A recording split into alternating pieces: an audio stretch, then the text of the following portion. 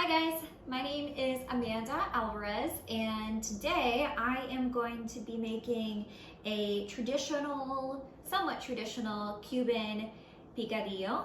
Picadillo is traditionally served with rice. Today I'm going to make it with cauliflower rice, which I have frozen, which is super easy to make.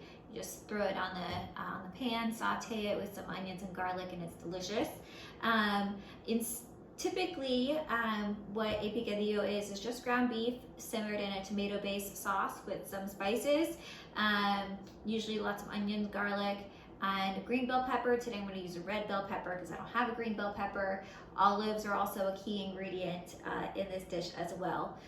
Some people like to put raisins in their picadillo. I don't, and my mom always puts potato in it, so I'll put potato in it as well. All right, so we have the pan on medium heat. I have it a little bit lower just because I'm always afraid of burning food.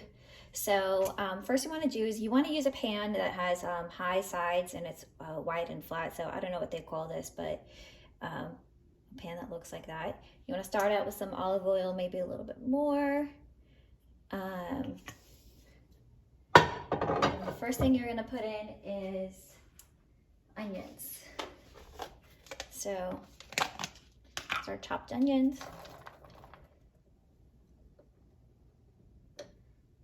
Guess I needed more heat.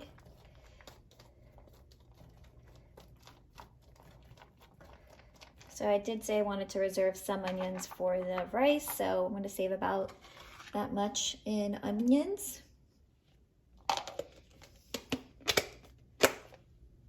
And then that will start to simmer any second now. So I'm just going to stir them up, make sure they're spread out evenly so that they cook evenly. So the reason why I have my wine in a wine glass is because I take some sips of it while I'm cooking. Barefoot Contessa says that you should always cook with wine that you would drink. If you wouldn't drink it, then you don't want to cook it with it because it's not as good. Okay, to this I'm going to add the chopped up potatoes. Potatoes are going to take the longest to cook, so what I like to do is mix them up with the onions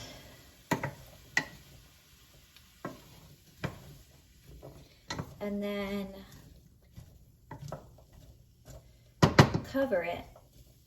If you cover it with the lid, as long as it's on a somewhat low heat, you'll essentially steam the potatoes, so makes it a little bit easier. I do, however, before I get there, actually, I want to add some more oil so the potatoes don't stick. This isn't a non-stick pan, so unfortunately with non-stick pans you have to use a little bit more oil. I'm just going to create like a flat, even layer. Then I'm going to leave this to cook for about, this is going to be on medium heat for about, I'll check in on it in about 5 minutes. All right, so it's been about 5 minutes.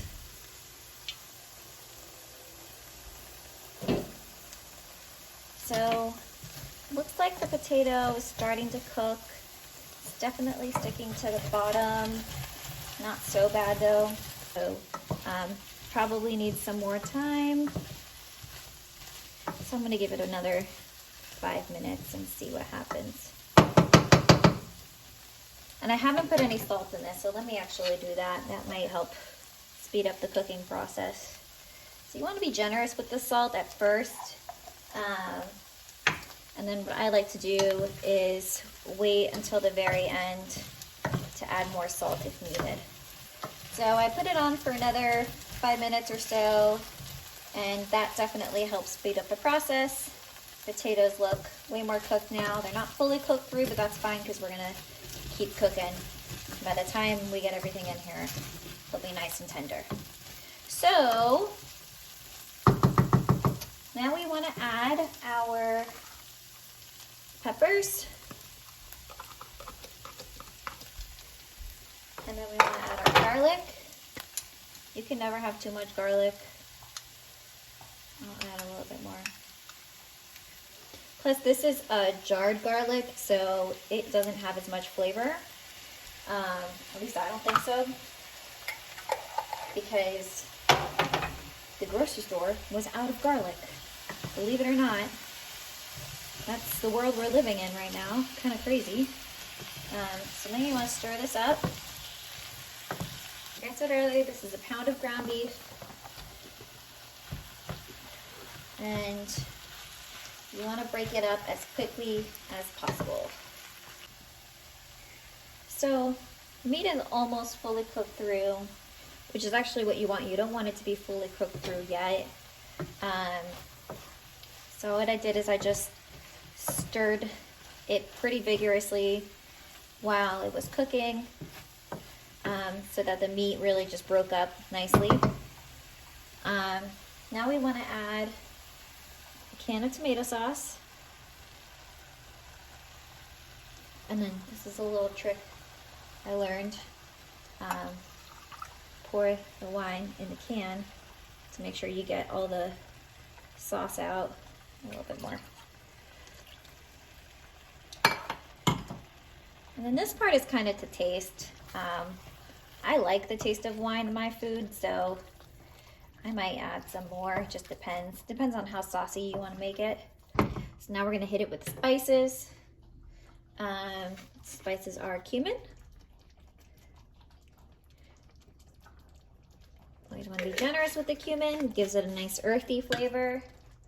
And then this is going to get, oh, this is bubbling a little too much. We're going to lower it back down to 5.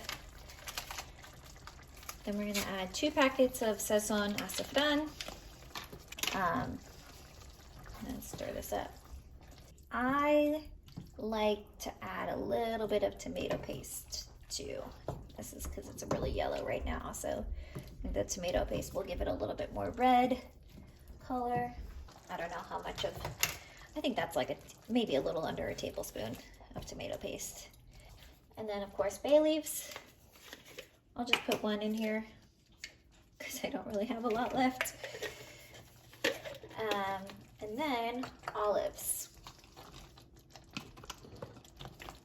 I'm actually going to pour a little bit of the olive brine in there.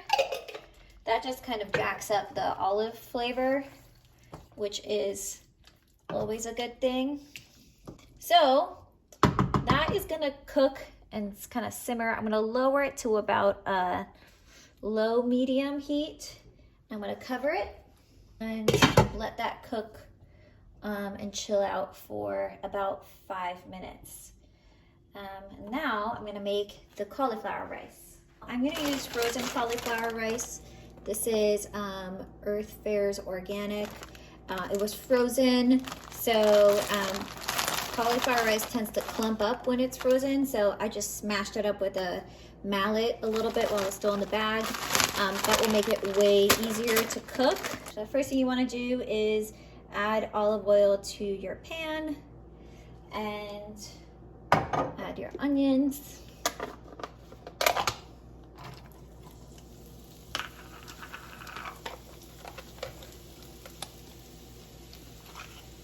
All right, so we're sauteing onions, pretty straightforward. These are diced Spanish onions. Put a little bit of salt.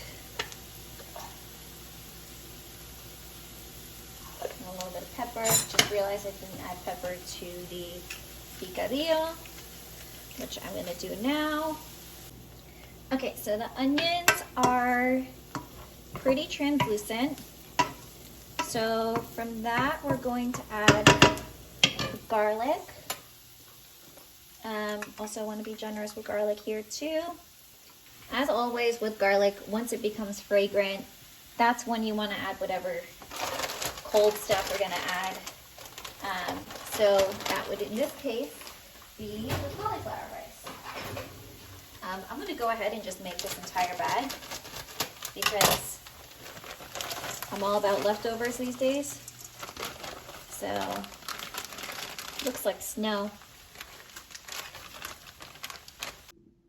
All right, so I just decided that I'm also going to make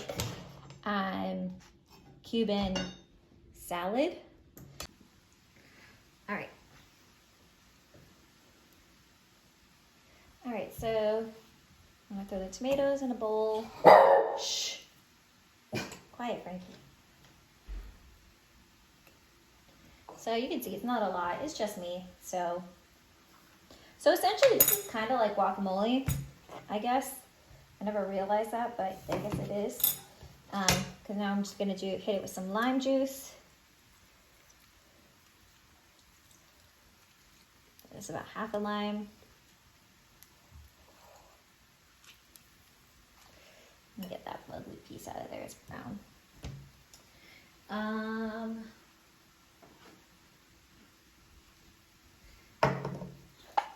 Salt. You kind of have a heavy hand with the salt on this guy. Pepper, which I just run out of, but that's good enough for me. And then we're gonna do some olive oil. And red wine vinegar. There you go, Cuban salad.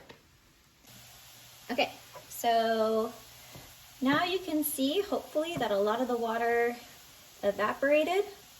For this is actually pretty much all the water is gone now. And it's fluffed up considerably.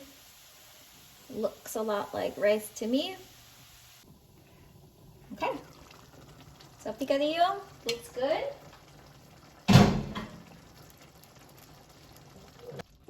I'm actually gonna add, so the olive juice or olive brine has a little salt in it. It does need some salt, but I think it also needs more olive flavor, so I'm adding that.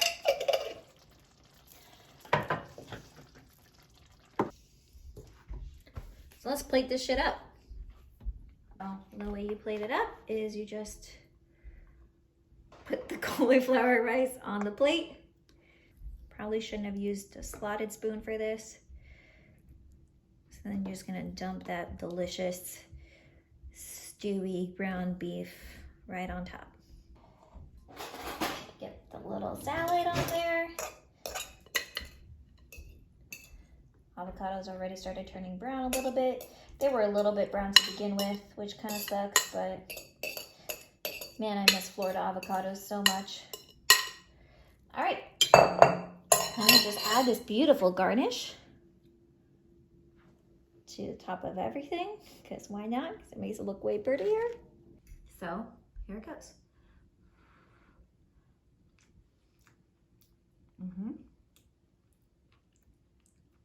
I definitely wish that this is real rice, but it'll do. I'm gonna get some salad in here too. The salad is so good because it provides an acidity factor and the balance between hot and cold.